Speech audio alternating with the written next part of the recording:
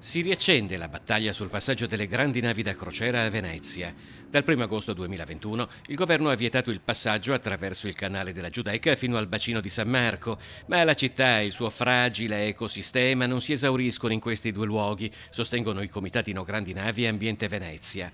Una prima barcheggiata, come è stato ribattezzato il corteo acqueo partito oggi da San Trovaso, rappresenta solo l'aperitivo di una nuova manifestazione annunciata per il 28 maggio alle Zattere. La sentenza recente del TAR dà ragione a chi diceva no a Marghera e dà ragione a chi dice no alla folle idea di scavare il canale Vittorio Emanuele.